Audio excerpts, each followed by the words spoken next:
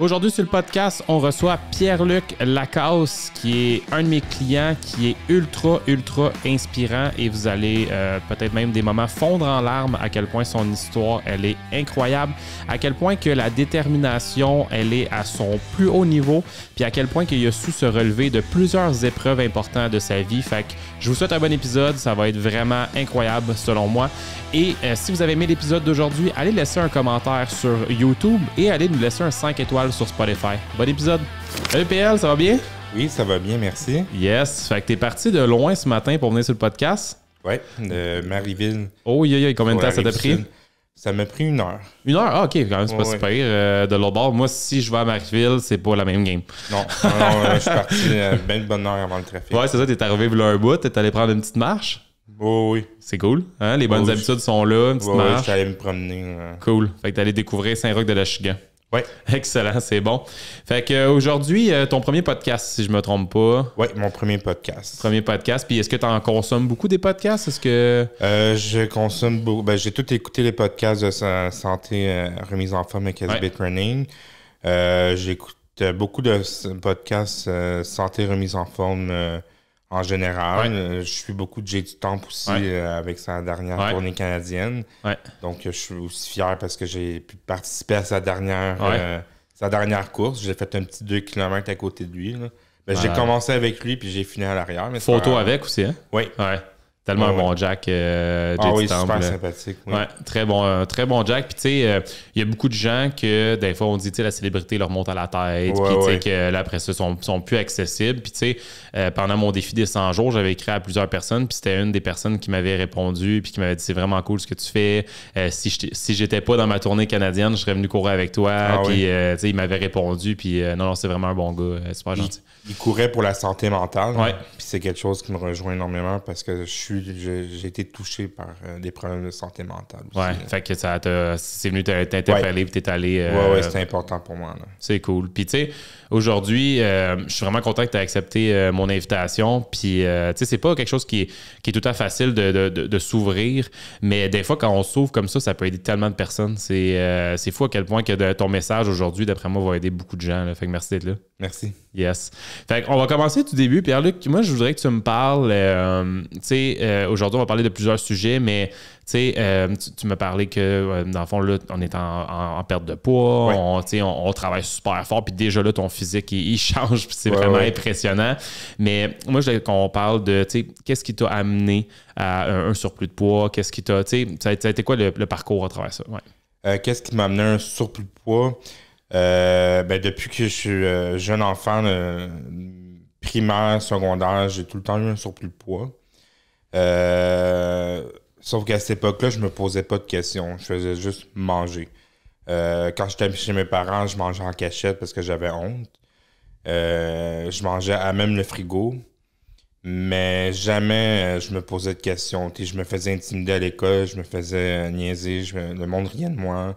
Une journée, je me suis fait couper les cheveux super courts, puis mon surnom, c'était devenu Bouddha à l'école. Fait que beaucoup de... Je me suis fait beaucoup niaiser à l'école. L'intimidation. L'intimidation énormément. Est-ce que ça m'a aidé? Non.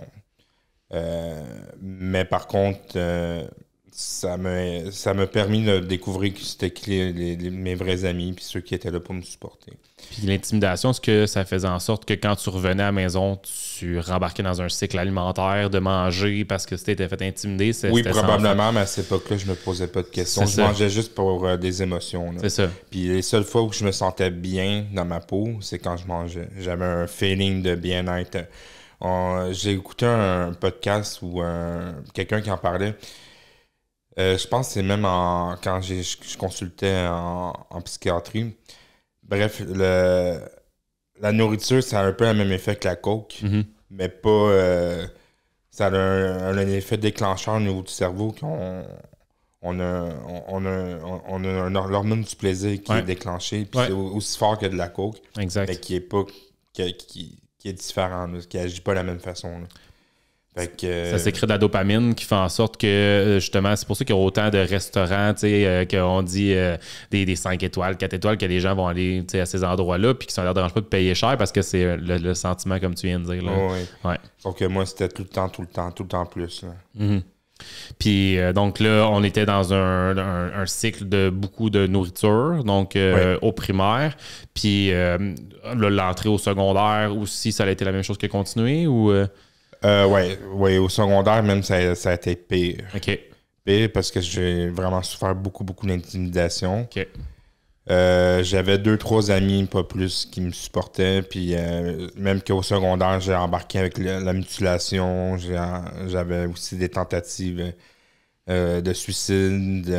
J'avais des pensées noires. Pour vrai, l'intimidation, je trouve que c'est plus fort que des points. Les gens ne le savent pas, là, puis on le réalise pas. Donc, c'est ça. Au secondaire, ça a été pas mal ça. Là. Puis à ce moment-là, au secondaire, là, t'as quel âge, Pierre-Luc? Moi, j'ai 32. 32, fait qu'on a le même âge. À ce moment-là, c'était vraiment en vrai. Là. C'était pas comme de l'intimidation derrière le téléphone. Non, moi, c'était pas par Internet. Non. Facebook n'existait pas vraiment encore à cette époque-là. Là. Fait que, tu sais, c'est vraiment directement. Puis de nos jours, ce qu'il faut faire attention aussi, c'est qu'il y en a qui font de l'intimidation à travers les réseaux sociaux, qui font de l'intimidation, puis qu'ils pensent que ça fait pas d'effet, mais c'est juste parce que tu vois pas la personne.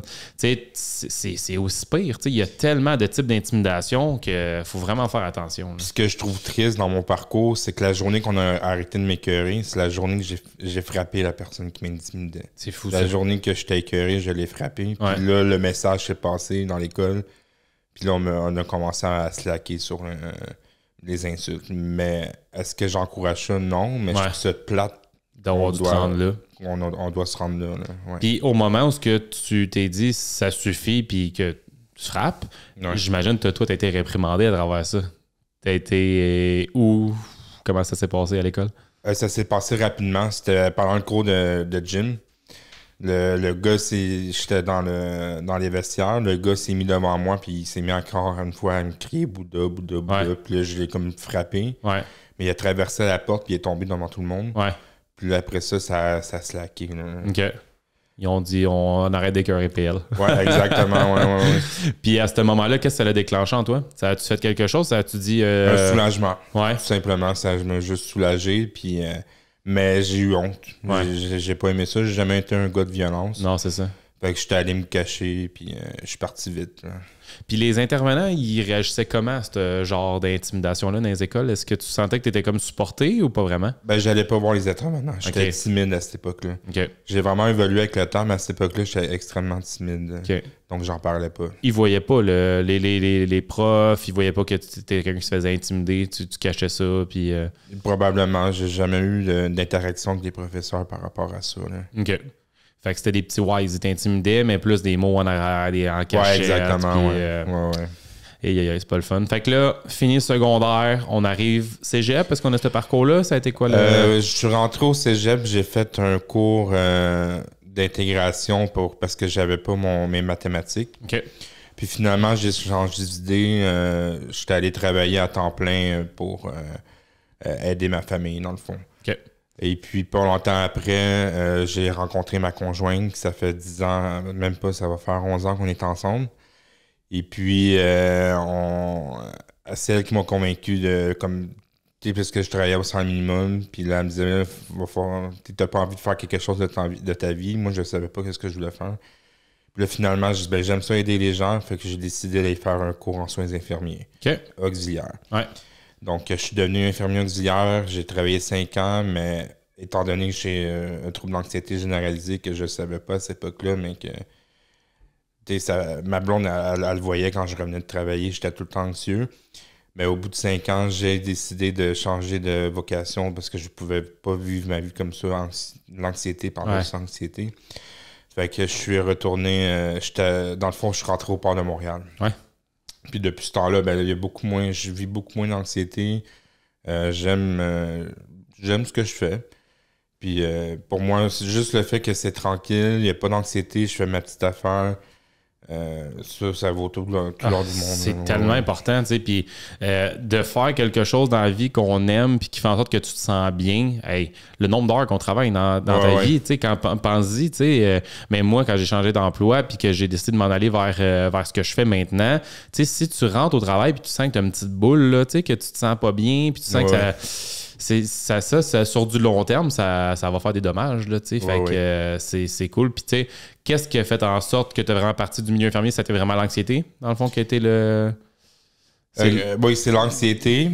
Puis ma fille est née en 2018, puis j'ai quitté les soins infirmiers en 2018 parce qu'à un moment donné, je regardais ma fille, puis je revenais le soir, j'étais tout le temps sur mon téléphone, je vivais d'anxiété, je tombais dans un cycle. À un moment donné, je regardais ma fille, puis je regardais ma blonde, je me disais, OK, est-ce que je veux que ma vie, ça soit ça? Puis je passe à côté de l'enfance de ma fille parce que je suis ailleurs dans ma tête. Ouais. Ou je change d'emploi, puis je profite de ma famille. Fait que j'ai décidé de choisir ma famille en premier. Est-ce que je m'ennuie des soins infirmiers? Oui, parce que c'est ma nature d'aider les gens, puis je me sentais bien. Mais je préfère choisir ma famille en premier. Là. Puis rien n'empêche que peut-être un jour, tu vas avoir quelque chose qui va toucher un petit peu les soins infirmiers. Que tu vas pouvoir, un jour, j'aimerais ça faire du bénévolat pour aider les gens. Voilà. Mais pour l'instant, j'attends que mes enfants vieillissent parce que c'est comme impossible de fitter ça dans un horaire. Mm-hmm. Ouais. Cool. Puis là, on a parlé que l'anxiété qui devenait de plus en plus qu'avançait. Puis, dans le fond, là, on a parlé tantôt de la psychiatrie. Donc, ça l'était où l'élément déclencheur que tu es allé chercher de l'aide? Dans le fond, ce que je veux faire une petite parenthèse, c'est que le trouble d'anxiété que j'ai vient alimenter ma roue d'alimentation. OK. Donc, plus que je suis anxieux, plus que j'ai besoin de me sentir heureux, plus que j'ai besoin de me sentir heureux, plus que je mange. Ouais. Fait que, aussitôt que j'ai de l'anxiété, ça rembarque. Ouais. Qu'est-ce qui m'a amené là? Dans le fond, moi, j'étais désespéré en 2021. Pendant la COVID, j'étais découragé. Je pesais 390 livres. Et puis, j'étais tanné puis je voyais plus de solution. Fait que j'ai demandé la chirurgie bariatrique. Ouais. On m'a mis sur une liste d'attente. On m'a dit que ça sera pas bien long. Finalement, je suis allé voir sur Internet. Puis tout le monde attendait environ 3 à 5 ans. Fait que je me dis, mon Dieu, j'étais un cas urgent. Il me l'a dit, tu vas être urgent, tu vas passer vite. Ça pouvait prendre jusqu'à 3 ans, les cas urgents. Puis quand t'es rendu obèse à 390 livres... Pas le coup d'attendre 3 ans, là. 3 ans à manger comme que je mangeais à chaque soir, je pouvais pas attendre. Puis là, le médecin il m'avait dit, il a regardé la médication que je prenais. Il m'a dit, ce médicament-là que tu prends présentement, il va falloir que tu le changes parce que ça te fait engraisser. Fait que là, moi, j'ai décidé, j'étais allé voir mon médecin de famille qui m'a dit, non, moi, je touche pas à ta médication, je le laisse comme ça, ta médication. Fait que là, moi, étant donné que j'avais des bases, puis j'ai voulu faire ma thèse, je me disais, OK, le médecin de famille veut rien faire. Mon médecin, le chirurgien me dit d'arrêter le médicament. Ben, je vais l'arrêter par moi-même. Ouais. Fait que j'ai fait un sevrage du médicament qui est un psychotique. Et puis, c'était pas une bonne idée parce que, à un moment donné, j'ai fini par arrêter d'en prendre. Mais ce que j'ai oublié de dire, c'est qu'en 2020, j'ai fait une psychose en 2020 qui m'a amené à prendre des antipsychotiques. Okay. Donc, étant donné que j'ai arrêté de prendre ma médication, ben à un moment donné, j'ai plus de médicaments qui fait effet en moi. Ouais. Fait que la psychose était comme à ma porte. Donc, il y a une journée, je me souviens, c'est au mois d'avril, en 2023, il y a une journée que j'ai voulu faire du mal à autrui et j'ai voulu me faire du mal à moi-même. J'avais des pensées suicidaires et j'étais prêt à passer à l'acte parce que j'étais tanné. Et puis, là, ça allait pas bien. Fait que, cette journée-là, j'ai décidé... cette journée-là, quand j'ai eu ces pensées-là, le médecin m'a dit que c'était des pensées intrusives, donc c'est des pensées involontaires, mais envahissantes. Donc, ça m'envahissait. Donc, cette journée-là, ce que j'ai décidé de faire, il me restait des médicaments que je prenais, fait que j'en ai pris 2. J'ai appelé ma conjointe, j'ai appelé ma conjointe qui était enseignante, donc elle peut pas répondre en classe. Ouais, c'est ça. Fait que là, j'étais j'étais en situation d'urgence. Ma conjointe ne pouvait pas répondre. J'appelle ma belle-mère qui travaille à Montréal. J'ai dit là, ça va pas bien. Viens-t'en. Elle a quitté son travail, elle s'est envenue. Mais là, Montréal, à Marieville, c'est quand même 1 heure. Fait que là, j'ai appelé un de mes bons amis que lui a répondu. Je lui ai dit écoute, ça va pas bien. Je vais faire une connerie. Puis là, il a pris tout son temps. Il travaillait, il a arrêté de travailler. Il a parlé avec moi pendant ce temps-là. Moi, je braillais, j'étais en petite boule. Ah ouais, c'est sûr. Puis là, quand ma belle-mère est arrivée, j'ai raccroché avec mon ami. Puis finalement, j'ai entendu. Puis là, j'étais soulagé que ma belle-mère était là parce que je pouvais pas faire une connerie devant elle. Ça t'apaisait, là, tu sais. Ça m'apaisait. Et puis, finalement, quand ma conjointe est arrivée, elle disait là, ça n'a plus d'allure. Il faut que tu ailles à l'hôpital. Fait que j'étais allé à l'hôpital. Et puis, rendu à l'hôpital, j'ai entendu 3-4 heures d'urgence. Puis là, les agents de sécurité sont venus me chercher. Puis ils m'ont dit là, vous allez embarquer sa chaise, vous n'avez plus le droit de bouger. Puis vraiment, ils m'ont traité comme un patient en psychiatrie. Fait que là, ils m'ont monté en psychiatrie. Il a fallu j'avais plus le droit. Moi, sur le coup, je ne réalisais pas. Ils m'ont dit changez-vous. Je me suis changé. Je peux-tu garder mon téléphone? Ils ont dit non, vous ne comprenez pas. Plus de téléphone, plus rien. Je suis rentré dans une aile psychiatrique fermée. OK. J'avais pas le droit de corde, rien. Vraiment fermé. J'ai rencontré un premier psychiatre. Je lui ai raconté mon histoire. Puis après ça, j'ai été interné pendant environ 4-5 jours. Là. Ouf, quand même. Hein? Puis, tu sais, revenons à l'histoire de ton ami qui a répondu. Tu sais, des fois, c'est là que tu réalises qu'il y a peut-être juste un coup de fil. Ton ami t'a peut-être sauvé la vie. Oui. Puis je leur dis souvent, là, ma belle-mère puis mon ami en question, s'il n'aurait pas répondu cette journée-là, je sais pas qu'est-ce qui serait arrivé. Exactement. Puis, on serait pas se parler aujourd'hui de ton histoire qui, tantôt, on va l'entendre, qui est aussi inspirante. Tu sais. Puis, c'est fou, tu sais, des fois, quand tu dis d'avoir des amis proches à qui tu peux compter sur eux. Là. Fait que, félicitations à ton ami. Oui. Puis, fait que 3-4 jours à l'intérieur, dans le fond, raconte-nous donc comment c'était. C'était intense. La première nuit, moi, c'est ça que j'ai oublié de dire mes diagnostics tantôt, mais j'ai été diagnostiqué apnée du sommeil. Ouais. En psychiatrie, j'ai été diagnostiqué trouble d'anxiété généralisée. J'ai été diagnostiqué phobie de l'impulsion. Et je me suis aussi... ça, c'est plus difficile, mais j'ai été diagnostiqué hyperphagique. Ouais. C'est pas encore tellement reconnu encore comme une maladie. L'anorexie, oui. L'hyperphagie, pas tellement encore. Hyperphagie, c'est la compulsion de l'alimentation, dans le fond? Oui, c'est de manger sans arrêter. Okay. Et j'ai été hyperphagique au début, puis par la suite, je suis devenu boulimique aussi. Okay. Donc, c'est ça. La première nuit à l'hôpital, moi, je fais de l'apnée du sommeil, mais j'avais pas ma machine parce que c'était imprévu. Puis le gars à côté de moi, à chaque fois qu'il m'entendait que j'arrêtais de respirer, il pensait que j'étais mort. OK. Fait qu'il me réveillait en criant « T'es mort, t'es mort, t'es mort ». Je dis « Non, je suis pas mort. Je fais juste de l'apnée du sommeil. » Ouais. Deuxième coup, il me réveille. Il disait là, je pense... Puis à chaque fois, il me donnait un nom différent. Ouais. Ça, c'est ma première nuit. Fait que, vous êtes combien dans une chambre? 3. OK.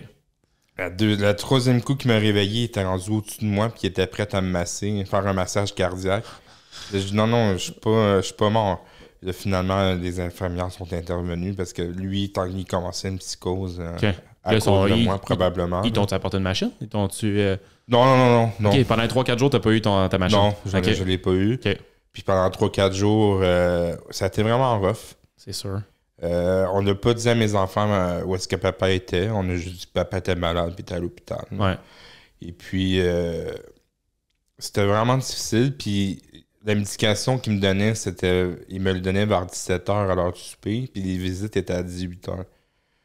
Fait que je prenais mon médicament à 17h. Puis, à 18h, quand ma conjointe venait me voir, ben, j'étais plus là. Gelé comme une balle. J'étais gelé comme... J'essayais de m'asseoir, puis j'étais pas capable de m'asseoir. Je me recouchais tout de suite. Là. C'est comme un médicament de cheval. Là. C'est fort pour oui, que... mais surtout que c'est les premières doses qu'on prend. Ouais. C'est toujours pire. Là. Fait que non, j'étais pas capable de rester assis. Puis là, j'étais contente de voir ma blonde, puisque c'est quasiment la seule activité de la journée que t'as. Là. Et la seule interaction sociale aussi. Puis je pense que tu as eu un élément déclencheur aussi là-bas. Hein? Il me semble que tu m'en as parlé. Tu avais écrit quelque chose sur toi ou tu avais eu un bracelet. Oui, ben c'est mon bracelet que j'ai eu. Ben, c'est mon bracelet d'hôpital, dans le fond, que j'ai gardé. Puis que j'ai écrit dessus, n'oublie jamais le sentiment que tu as eu. J'ai des frissons. Ouais, parce que je me suis senti. Tu sais, ma conjointe, elle a tenu le fort pendant tout ce temps-là. Puis je la remercie. Ouais. Mais le sentiment d'abandon, puis de se sentir seul à l'intérieur de quatre murs, c'est fou. Puis c'est rien contre personne. Il y avait 1 heure de visite par jour, puis le reste du temps, j'étais comme plus lucide, à part cette heure-là où que je recevais de la médication. Pourquoi ils font ça? Pour être sûr que... Non, c'est tout simplement parce que le médicament, il fallait que je le prenne à l'heure du souper.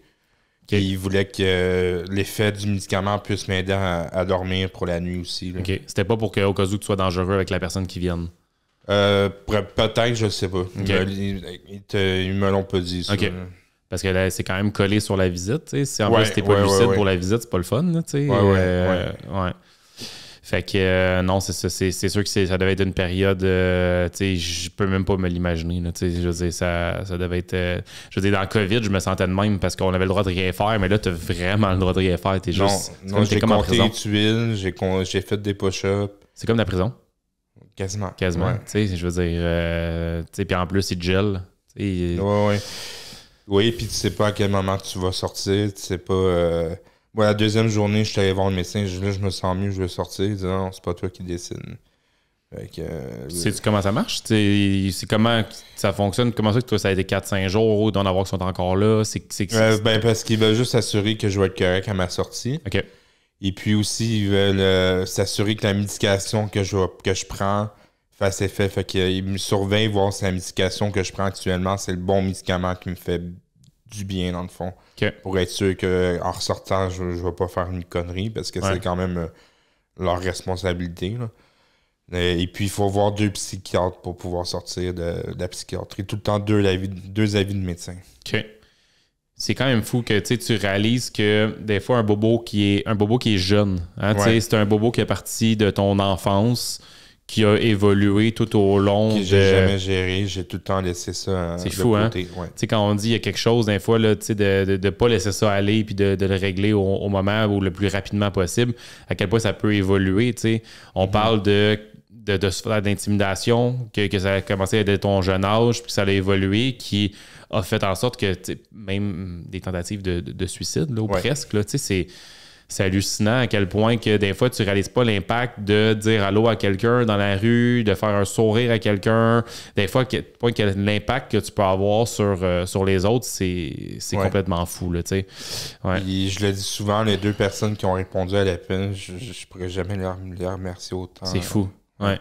C'est vraiment fou. Puis, c'est pour ça que d'élever nos enfants de la bonne façon, puis d'expliquer très jeune à nos enfants qu'à quel point, des fois, un geste qu'ils peuvent poser, qu'est-ce que ça peut avoir comme impact sur une autre personne, c'est tellement important. Puis moi, je le voyais dans l'enseignement, qu'il y a des jeunes que rapidement, puis après ça, tu prends l'enfant tout seul, puis tu y expliques, il va comprendre que c'est une niaiserie qu'ils viennent faire, puis que les enfants ils ont un bon fond. C'est juste que l'enfant, des fois, il veut faire ça pour impressionner une autre personne. Il veut faire ça pour... la personne qui t'a intimidé, là, que t'as passé bord en bord du mur, là, cette personne-là, je suis pas mal sûr que tu reverrais aujourd'hui puis tu dirais, toutes les impacts que cette personne-là, elle pleurerait, là. Elle réaliserait que, my God, voyons donc les erreurs de ma jeunesse que ça peut avoir causé, Fait que je pense que c'est un beau message qu'on est en train de faire en ce moment. Puis que, des parents qui écoutent, peuvent faire même écouter ça à leurs enfants. Puis, de leur expliquer que c'est vraiment important, là, puis dès la jeune âge. Oui, puis vivre avec l'obésité, on réalise pas c'est quoi, mais moi, là, m'asseoir sur une chaise en plastique, m'asseoir sur des chaises, mettons, je vais rendre visite à quelqu'un, puis je vois une chaise en plastique, puis c'est ça qu'on... Moi, l'anxiété monte, là, parce que c'est déjà arrivé que je pète une chaise. Là. Ouais. Ou aller à quelque part, comme je suis allé l'an passé à la Place des Arts. tu t'assois et tu n'es pas capable de rentrer dans le banc. C'est beaucoup, beaucoup d'anxiété. C'est un mal-vivre aussi. Oui, exact, c'est anxiogène. Puis il y a plein de situations que toi, tu te prépares d'avance. Tu sais, à essayer de, là, mettons, dans l'avion, dans tous les endroits où ce que tu dis, Colin, tu sais, mettons, le parachute, il y a un poids limite. Toutes ces affaires-là, ça peut être très, très anxiogène, effectivement. Là. Fait que revenons à l'hôpital. Donc là, on a 4-5 jours à l'hôpital. On chemine à travers... ça, c'est en 2023. Ouais. Avril 2023, on chemine au travers de la dernière journée. Puis là, le sentiment quand tu quittes, ça a été quoi le... moi, ça a été libérateur. Pour ma conjointe, ça a été un tout petit peu anxiogène parce qu'elle ne savait pas comment se préparer face à ça. Donc, on a tout le temps gardé les enfants... on a voulu garder les enfants un peu à l'abri de ça. Donc... Ce qu'on a fait, c'est que le jour, j'allais vivre chez nous avec ma conjointe, mais la nuit, ma conjointe, elle me dit tu t'en vas dormir ailleurs, tu restes pas avec moi. Fait que j'ai un de mes amis qui m'a accueilli, puis que je dormais chez eux la nuit, puis le jour, j'allais voir mes enfants. Ça a duré peut-être moins d'une semaine. Là. Puis après ça, là, il a fallu que j'aille une thérapie. Il a fallu que j'aille suivre beaucoup, beaucoup de spécialistes. Parce que j'avais des phobies d'impulsion, j'avais des phobies que ça recommence, que j'avais des phobies de revoir des pensées intrusives. Ouais. Donc, puis ce qui est merveilleux, c'est que mon ami en question qui a répondu à l'appel, il travaille avec moi au Port de Montréal. Puis il m'a tout de suite référé au PAE, au Port de Montréal, qui est le programme d'aide aux employés, qui est merveilleux. Là. On a vraiment un bon PAE au Port de Montréal. Eux, ils m'ont référé à un TRP, pas une TRP, une ergothérapeute en santé mentale. Donc, j'ai commencé mon cheminement avec elle.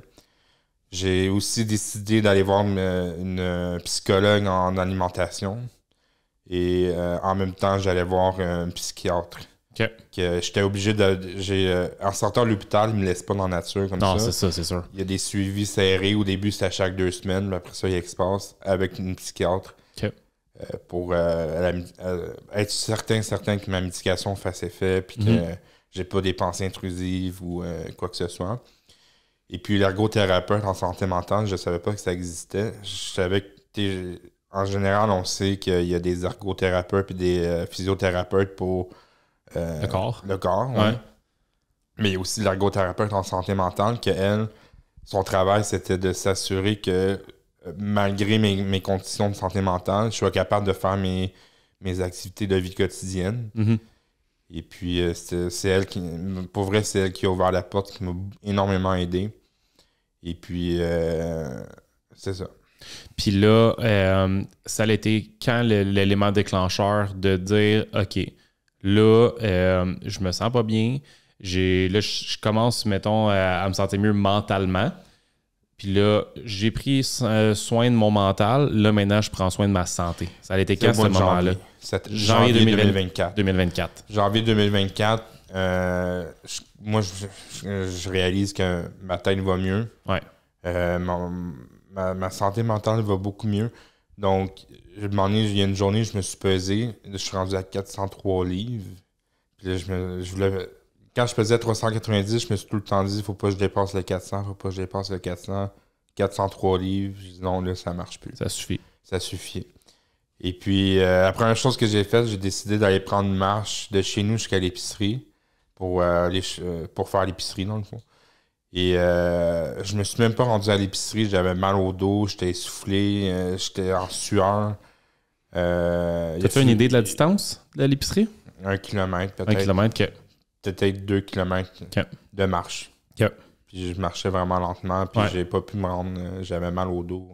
C'est juste pour faire des comparatifs pour tantôt, quand on va parler de où on est maintenant, c'est bon. Fait que oui, 2 kilomètres de marche, j'ai pas pu me rendre. J'avais mal au dos. Je me suis rendu pareil parce que je suis têtu, puis je suis revenu.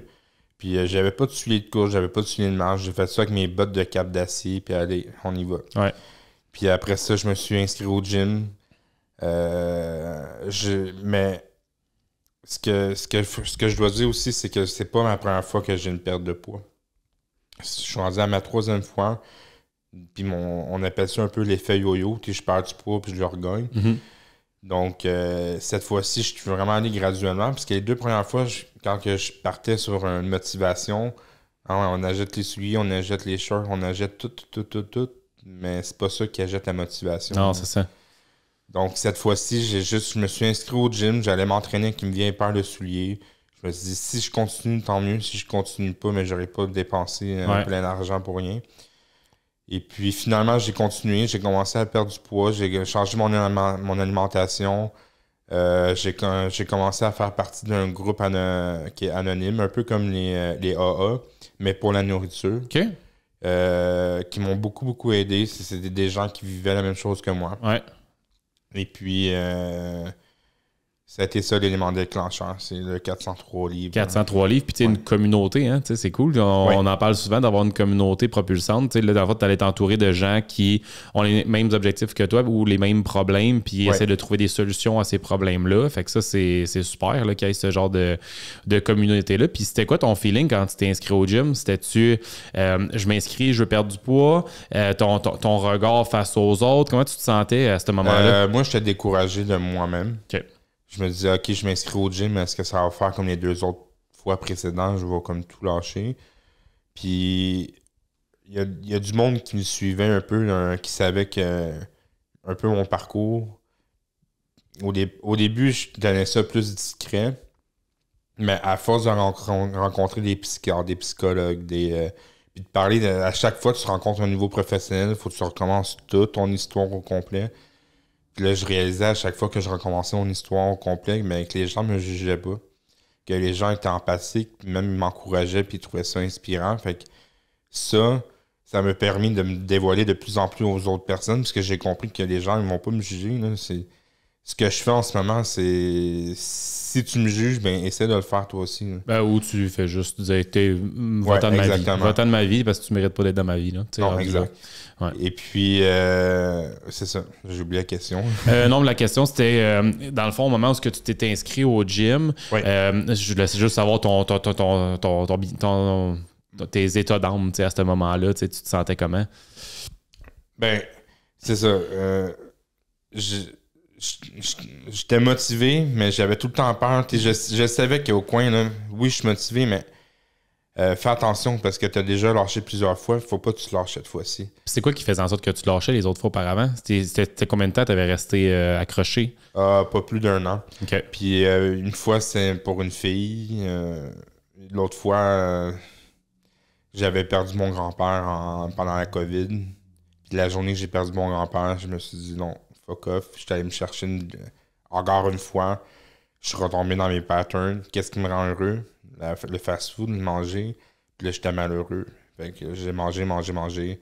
Parce que je venais juste... C'était la première personne significative que je perdais dans ma vie, c'était mon grand-père. Donc, je suis retombé dans la nourriture parce que ça faisait 4-5 mois que j'étais correct. Ouais. Et puis, en rencontrant les professionnels en avril puis janvier 2024, ça, c'est revenu souvent. Puis on a travaillé énormément là-dessus parce que je vais en vivre d'autres des émotions. J'ai des enfants, j'ai des jeunes enfants, ils vont m'en faire vivre des émotions aussi. Inquiète pas. Et puis, faut que j'apprenne à gérer ça sans la nourriture. Parce que j'ai travaillé énormément en 2023. Oui, parce qu'il va en arriver, puis il va en arriver toute notre vie, là, des trucs qui vont arriver, puis ça peut arriver comme ça du jour au lendemain. Il faut juste déjà être prêt à comment les gérer, tu sais. Ouais. Mais, fait que là, on s'inscrit au gym, on se dit cette fois-ci, c'est la bonne. Ouais. Une fois, ça a duré 1 an. L'autre fois, ça avait duré combien de fois? Tu t'en rappelles-tu? Une couple de mois? Ouais, une couple de... Non, ça avait... La première fois, l'effet yo-yo, ce qui est triste et ce qui est plate, de ce que j'ai compris, c'est que plus qu'on fait le yo-yo, plus c'est difficile de perdre du poids. La première fois, j'avais perdu une centaine de livres. J'ai rencontré une fille, j'ai tout repris. La deuxième fois, ça a duré quelques mois, je sais vraiment pas. Okay. Puis j'ai repris du poids. Là. Puis quand tu le faisais, ta perte de poids les autres fois, c'était-tu par l'entraînement ou c'était juste on mangeait moins? Non, c'était drastique. OK, juste on C'était drastique. J'ai fait des régimes, j'ai fait des pertes de poids vraiment drastiques, ce qui m'a pas aidé. Là. Puis là, c'est la première fois que tu le laissais avec l'entraînement, cette fois-ci. Oui. Qui est la bonne. Oui. Parce que là, c'est sûr que là, on parle d'un changement de mode de vie. Tu sais, c'est vraiment cool. Puis là, on parle janvier 2024. On a commencé. Là, on se parle en ce moment. On approche septembre 2024. Donc, ça va bientôt faire 9 mois. Oui. Moi, la première fois qu'on a commencé à se parler, ça a été via Sarah. Sarah t'a parlé de ce que je faisais.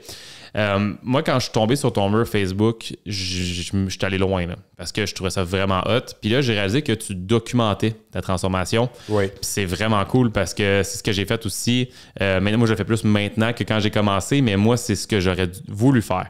Oui. C'est vraiment cool ce que tu fais. Puis moi, ce qui m'impressionnait vraiment beaucoup, là, c'est de voir les gens, à quel point ils étaient gentils, à quel point les gens ils commentent, ils t'encouragent. C'est vraiment, vraiment le fun. Ouais. La deuxième fois que j'ai fait ma perte de poids, je l'ai faite en cachette. J'ai créé un groupe Facebook. Ouais. Là, j'ai rajouté les gens que je voulais. Il y avait une dizaine de personnes. Puis ça n'avait pas l'effet que je voulais. Ouais. Là, cette fois-ci, je me suis dit, all in, let's go, on y va sur Facebook. Puis il arrivera ce qui arrivera. Puis s'il y a des gens qui veulent me juger, ils me jugeront. Puis non, ça a fait l'effet contraire. Les gens sont vraiment gentils. Puis pour vrai, moi, ça m'aide. Ouais. Ça m'encourage, puis je peux plus lâcher parce que là, tout le monde le sait, qu'est-ce que je fais. Puis si je lâche, ben non, je l'ai déjà dit sur Facebook, si vous voyez que pendant 2 semaines, j'écris plus rien, là, ben... Venez me jaser. Venez me jaser, venez cogner à ma porte. Oui, exactement. Ouais. Et puis, c'est ça. Donc... c'est que tu es tombé redevable envers beaucoup de personnes. Ouais. Moi, quand j'ai arrêté de boire de l'alcool, c'est de même que ça a fonctionné. C'est d'arrêter de le dire à plus de gens possible pour devenir redevable ou à plus de gens possible. Même chose des journées où j'avais des longues sorties de course à faire. Tous les moments où je disais ça se peut qu'il y ait un breakdown, que je le fasse pas. Je le disais au plus de gens possible, ben je me dis, my God, là, tu viens de le crier dehors, là, que tu vas le faire, fais-le. Fais juste le faire. Mais c'est un peu ce que tu as fait. Tu documentais. Des fois, c'était pas le poids. Des fois, c'était ton linge. Des fois, c'était tour de taille. Des fois, tu parlais d'alimentation. Tu parlais au travers de, OK, ça fait combien de jours que j'ai pas eu de crise d'hyperphagie. Donc là, tu documentes ça, puis moi, je me mets dans la peau de quelqu'un qui lit ça, puis qui dit, hey, ben moi aussi, tabarouette, j'ai ce problème-là. Moi aussi, j'ai ça, puis hey, il réussit, lui. Il réussit à le faire. Tu sais, fait que sans le savoir, puis peut-être qu'il y en a qui ont commencé à te le dire, t'aides d'autres personnes en ce moment à faire ça. Oui. C'est fou. Là. Puis tu parles des crises d'hyperphagie. Je vous ai pas vraiment parlé c'était quoi pour moi une crise d'hyperphagie. Moi, ça a commencé pendant la COVID, comme plein d'autres personnes, mais moi, c'est vraiment... j'ai tout le temps eu un fond, mais là, ça s'est amplifié pendant la COVID, puis ça a duré 1 an ou 2. J'attendais que ma conjointe, c'était le soir mes crises d'hyperphagie, j'attendais que ma conjointe se couche parce que je pensais qu'elle m'entendait pas, mais elle m'entendait pareil. Là. Et puis je pouvais manger à même le frigo.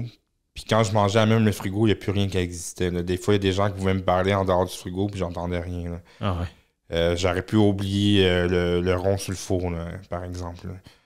Je suis tombé vraiment en transe. Puis le soir, pour donner un exemple, je pouvais manger 2 bols de céréales. 2 plats de restants, des toasts, une pomme. Puis ça, c'était après avoir mangé mon souper. Là. Je mangeais des chips, je pouvais passer une boîte de biscuits. Puis ça, c'était à chaque soir. Puis quand j'allais me coucher, je me réveillais 1 heure après pour vomir parce que mon estomac, il pouvait plus. C'est sûr, tabarotte.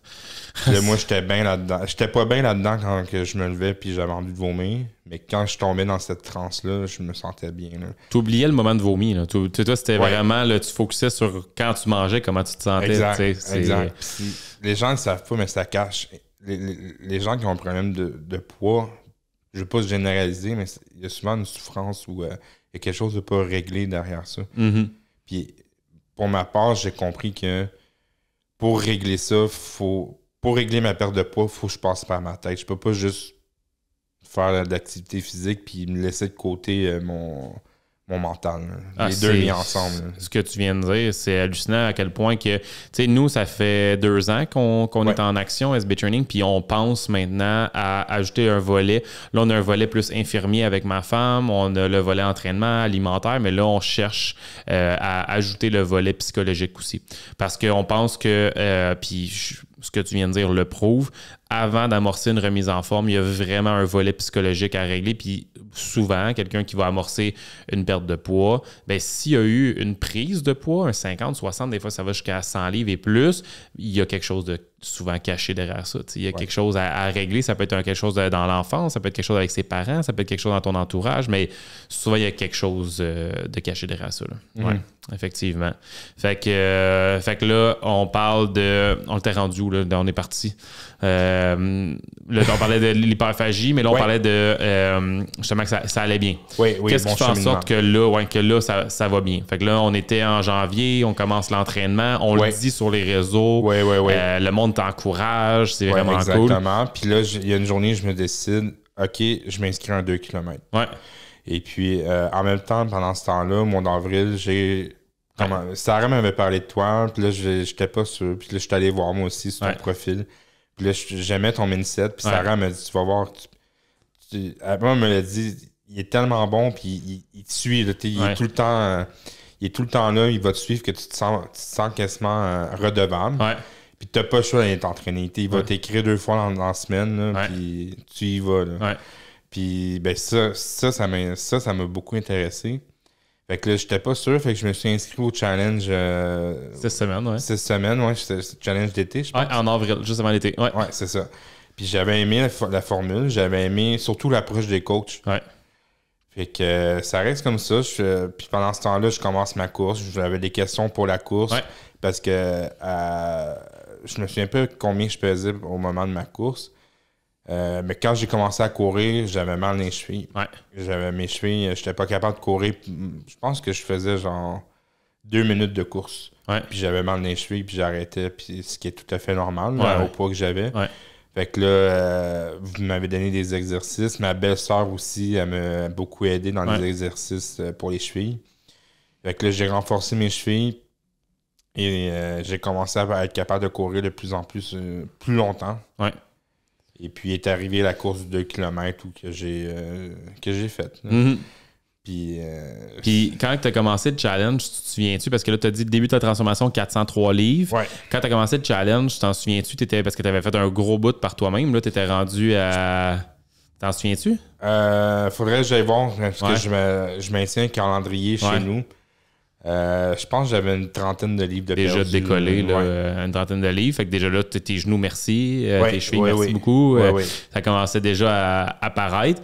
Puis quand tu as commencé, tu es allé chercher des notions supplémentaires, d'aller chercher... Ce que j'ai beaucoup aimé avec... je me souviens pas si c'est au challenge ou quand je me suis inscrit avec... non, je pense que c'est au challenge, les e-books. Oui, exact. Ouais, quand j'ai pris connaissance des e-books, j'avais beaucoup de questions par rapport à la musculation qui m'ont été répondues en lisant toutes vos informations. Là. Cool. Ouais. Fait que là, dans le challenge, tu vois une mini-communauté, un peu comme ce que tu avais comme feeling sur ton mur personnel, mais là, de gens qui veulent se remettre en forme, puis là, ça s'encourage, puis tout ça à travers de ça. Puis là, il t'est venu quand l'idée de dire « Hey, tu sais quoi, je vais essayer de faire un 5 ». C'était-tu dans le challenge? Le 5 km? Ouais. C'est après mon 2 km. OK. Fait que tout de suite après le 2, t'as dit « OK, on enchaîne le 5 ». Oui. Puis la journée que j'ai fait mon 2 km, je m'en allais dans l'auto, puis je t'ai écrit, je dis là, let's go, on embarque pour un 5. Un 5. Puis je t'ai dit aussi, let's go, j'embarque avec toi pour les 12 prochains mois. Là. Les 12 prochains mois pour les plans d'entraînement. Ouais. Puis ce qui est fou à travers ça, c'est que le 2, le 5, puis là, parenthèse, Pierre-Luc a réussi son 5 km hier. Puis tabarouette, j'étais fier de toi. Là, quand j'ai vu en plus les temps, c'est vite, Colin.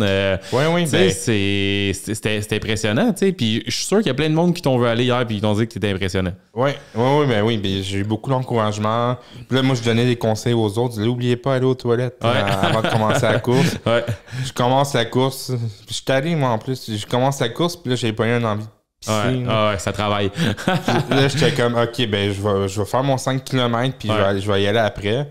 Puis là, mon ami qui courait après moi, avec moi, il me dit, on est rendu à 1 km. Genre, non, je t'offrais pas 4 km de même. C'est là, là. C'est là, là. Puis là, j'ai été chanceux parce que où est-ce qu'ils donnaient les verres d'eau, il y avait une petite bécasse en arrière. Une bécasse. C'est que là, j'ai dit, c'est la seule fois que j'ai arrêté. J'ai arrêté là, puis après ça, j'ai continué ma course. Mais j'ai jamais arrêté. C'est fou. Puis 8,45, j'ai vu, 8,45, oui, 8,50. Oui, normalement, je cours à 10 minutes. Ouais. 10 en minutes bas de 45 minutes. En bas de 45 minutes pour ton premier 5 km. Oui. Puis c'était mon premier 5 km parce fou. que normalement, chez nous, je faisais 4,5 km. Ouais. On dirait que c'est comme un... Je sais pas pourquoi. Même aux 2 km, quand j'ai couru mon 2 km, j'avais jamais couru 2 km.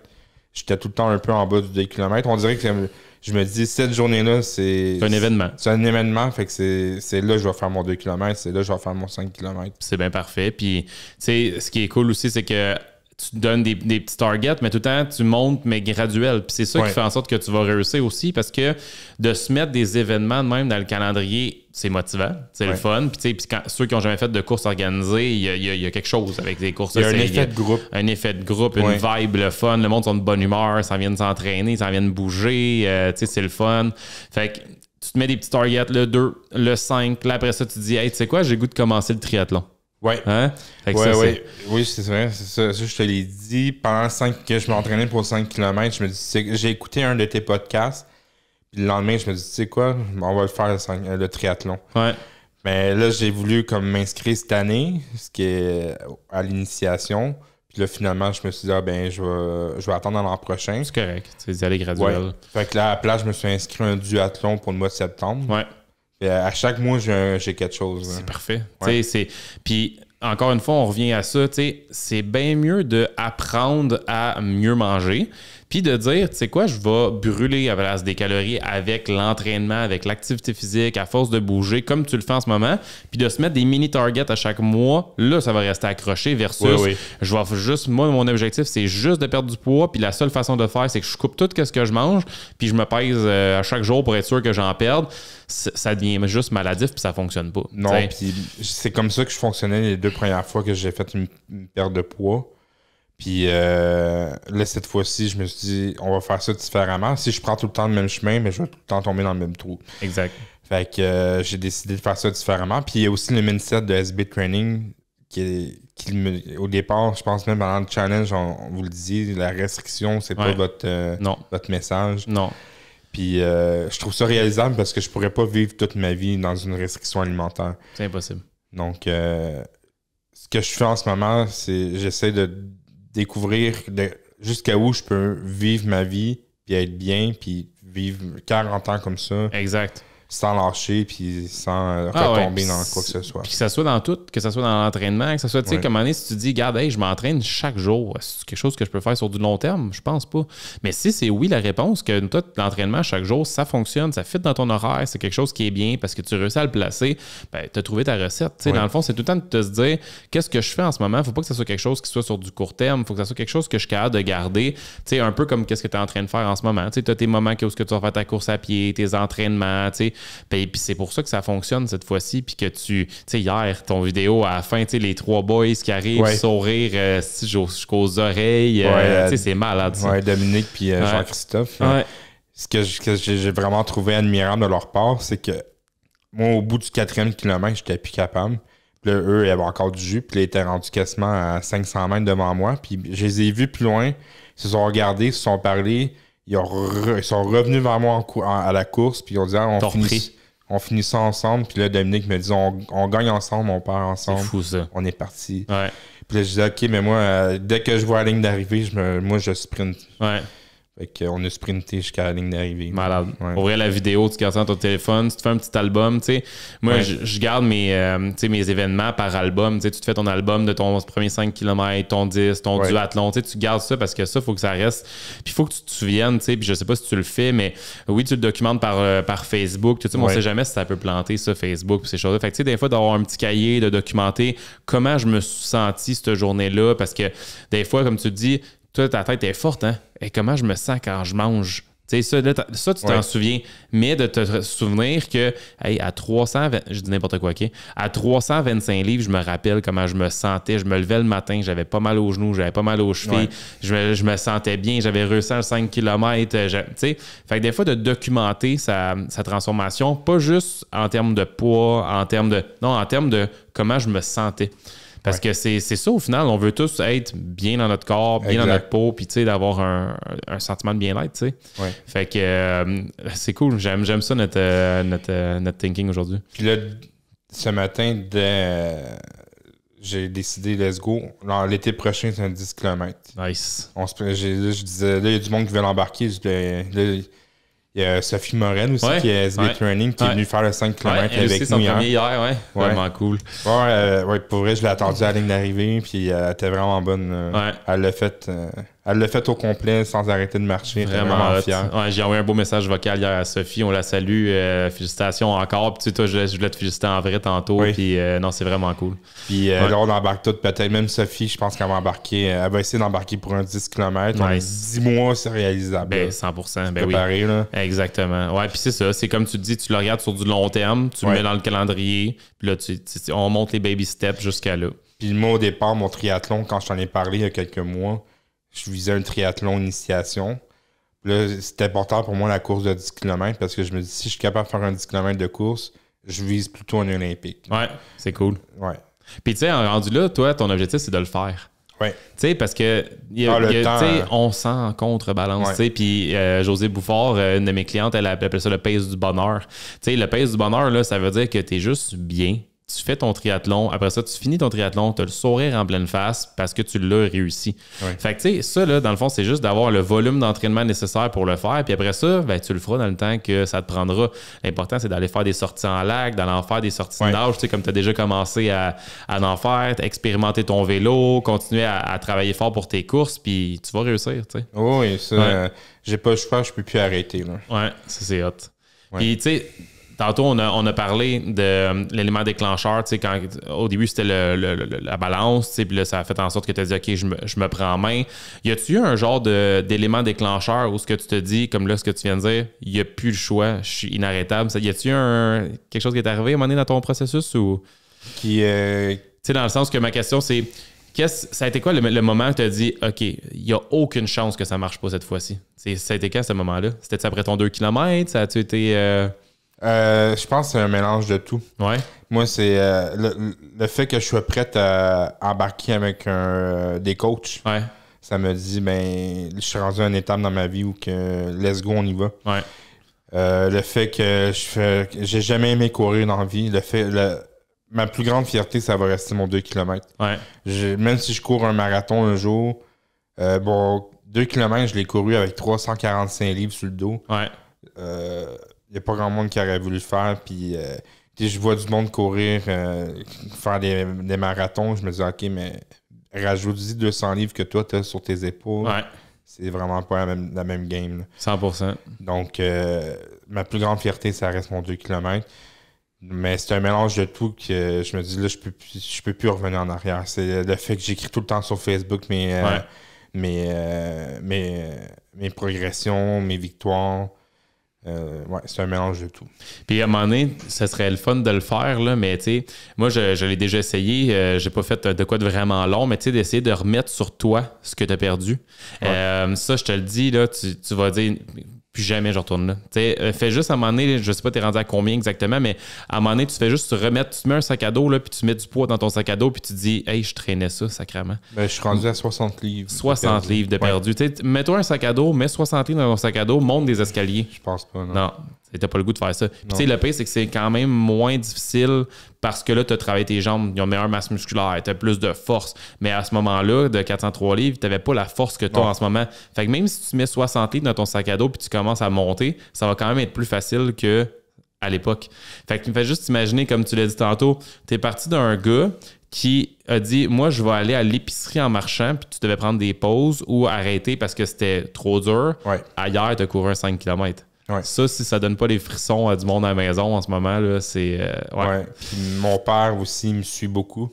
Il est vraiment inspiré. Lui aussi, il ressent le besoin de se remettre en forme. Fait que, on a décidé, la dernière chose que je dois faire cette année avant l'hiver, c'est une marche, mais avec mon père. Nice. Parce qu'il y a des problèmes de genoux puis tout, fait qu'il peut pas nécessairement courir. Mais je me dis, OK, ben je vais faire la marche avec toi. On va faire une marche de 5 km. Ça va être ma dernière chose pour conclure mon été c'est parfait, avec mon papa. C'est cool. Ben oui, c'est ça. T'sais, essayez de trouver des gens autour de vous avec qui vous êtes capable de bouger, essayez d'en inspirer le plus possible. C'est vraiment une belle chose. Puis tu sais, il y en a, là, Pierre-Luc, là, qui te le diront même pas en vrai parce que des fois, ils trouvent pas les mots, ils vont pas le créer parce que... Mais t'inspires vraiment plus de gens que tu le penses parce que, tu sais, juste la photo que tu as mis la dernière fois dans le groupe Les Machines ou ce que tu as mis ton ancien chandail, il y a du monde qui n'ont pas commenté, mais que moi, je coach ici, que je croise, puis il me parle de toi. Hey, le gars là, dans le groupe Facebook, c'est quoi son nom? Tu sais, il a mis une photo avec son chandail. Pierre-Luc, tabarouette. C'est fou comment c'est venu me chercher. Mais c'est pas tout le monde qui va venir l'écrire. Puis des fois, ça peut prendre plusieurs mois, puis il y a du monde qui va venir t'écrire. Pierre-Luc, ce que tu fais, c'est incroyable. Oui, il y a beaucoup de gens qui viennent me voir en privé ou qui viennent me parler en privé. Ils disent, hey, tu m'inspires, j'ai commencé à courir, j'ai commencé à marcher. Mais ça, c'est le fait que de me faire dire ça. Les gens ne le savent pas, mais moi, ça me permet juste de continuer et de foncer. C'est incroyable. J'ai encore moins peur de partager ma vie aux autres. C'est le contraire de ce que tu vivais quand tu étais jeune. Exact. Là, ce qui est en train de se produire, c'est le contraire de l'intimidation. C'est juste que les gens t'encouragent à poursuivre. Tu sais, c'est là que tu réalises que, encore une fois, les messages qu'on peut porter aux gens, à quel point c'est important. Parce que là, ta vie est juste changée vers le mieux. Là. C'est fou. Puis, ce qui me rend le plus émotif, c'est quand que je cours. Quand j'ai fait mon 2 km, mon 5 km, à chaque fois, je me parle à ma tête. Je dis, mec, t'es rendu où? Qu'est-ce que t'es en train de faire? T'es en train de faire un 5 km, puis là, je commence à pleurer. C'est sûr. Puis là, je commence à pleurer, je commence à manquer de souffle. Là, je suis plus capable de respirer. Puis là, je me dis, non, oublie ça. Là. Continue de courir, sinon tu respires plus. Là. Ouais. Mais c'est normal parce que tu sais, t'as tellement passé par un passé qui a été quand même difficile que c'est normal que des fois tu tombes dans ta tête puis que tu te mettes à pleurer. Moi, à ma première course organisée, j'ai pleuré. Le premier demi-marathon que j'ai fait avec mon père, ça a été un moment fort. T'sais, ça a été un moment fort. Je m'étais entraîné, voir mon père aussi, le sentiment de fierté, son premier demi-marathon. J'ai pleuré. Mais c'est normal parce que c'est tellement un sentiment d'accomplissement que c'est normal de juste pleurer parce que tu penses à tout ce que tu as fait, toute ta préparation, tout ton avant. Fait que c'est bien normal. Moi, ma plus belle victoire, c'est mes enfants. Ouais. Parce qu'ils voient ce que. Ils me le disent pas, mais leur réaction me confirme. Ma fille qui me dit, papa, un jour, je vais devenir coureur comme toi. C'est fou, ça. Puis là, je suis comme content parce que c'est l'exemple que je donne. Il y a 1 an, c'est pas cet exemple-là que je donnais à mes enfants. Je donnais l'exemple. Heureusement, il était trop jeune pour comprendre, mais si j'aurais continué dans ce sens-là, c'était pas des bels exemples alimentaires que je donnais, c'est pas des bels exemples. Puis là, ma fille qui veut venir, elle est même venue courir une journée avec moi. Ma blonde, elle me dit, là, les enfants sont trop tannants. T'as le choix entre prendre Benjamin ou Marie-Pierre. Là, j'ai pris la plus vieille, je me dis, elle va courir. Puis là, elle a couru, mais elle courait devant moi. Là, je dis, non, faut t'attendre papa. Elle dit, là, papa. Ah oui? Ah oui. Fait que la deuxième fois que j'ai dit, veux-tu venir courir avec papa? Elle m'a dit, oh non, j'ai pas envie. Là, tu cours pas assez vite, papa. Fait que là, ton why, qui est tes enfants, là, ils te poussent à aller plus vite. Oui. Puis ça serait une belle fierté d'aller courir avec ma fille puis mon gars. C'est fou, ça. C'est vraiment, ton why, c'est pas la perte de poids. Ton why, c'est d'être un papa qui est actif, qui veut bouger, qui veut vivre en santé avec tes enfants. Puis la perte de poids, elle va venir, c'est un complément. Les livres vont tomber au fur et à mesure parce que là, tu le fais de la bonne façon. Tu le fais en mode, je veux inspirer les gens autour de moi. Je le fais parce que j'ai du fun, j'ai du sourire en le faisant. Versus, je mange pas, tout est interdit autour de moi. Je pense vraiment que tu as la bonne méthode en ce moment. Puis bravo pour vrai, c'est vraiment... merci. Fait que merci encore de ton ouverture aujourd'hui, Pierre-Luc, d'avoir accepté l'invitation, d'être là aujourd'hui. Puis, tu sais, cet épisode-là, selon moi, ça va être l'épisode qui va être la plus écoutée depuis qu'on est sur YouTube. Tu vas voir, les codes d'écoute vont monter parce que c'est vraiment... Il y a beaucoup de gens qui vont s'associer à ton histoire. Puis, merci de l'avoir partagé. Mais merci à toi aussi. Yes. Si je peux me permettre pour finir,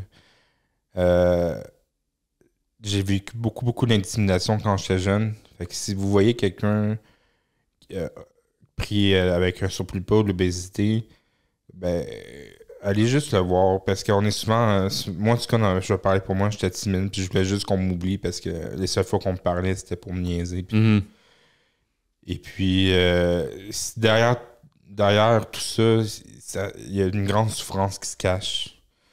Puis, juste, des fois, aller cogner à la porte d'une personne, hey, salut, ça va bien, puis ça peut juste changer la journée de la personne. 100%. Puis, pour moi, c'était pas un choix d'être obèse. Oui, c'est moi qui faisais les mauvais choix qui m'ont apporté à être obèse, mais c'est pas un choix de vie que je voulais, puis j'étais pas fier, puis si j'aurais eu le choix, j'aurais aimé ça être mince. Et puis, j'étais au prix avec ça, puis c'est pas un choix de vie. Donc, oui, je mange beaucoup, mais c'est parce qu'il y a des raisons derrière ça. C'est pas parce que c'est des envies. Là. Ouais, soyez gentils les uns les autres. Puis, comme on a parlé pendant le podcast, juste d'être gentil, de faire des sourires des fois, de saluer quelqu'un, ça peut... moi, dès que je fais un jogging, je salue quelqu'un, je vois quelqu'un qui marche, je le félicite, je dis bravo, je dis salut. Je pense vraiment que juste d'être gentil avec les autres, ça va faire un impact positif dans ce monde-là. Ouais. Yes. Fait que merci encore, PL. Merci. Yes.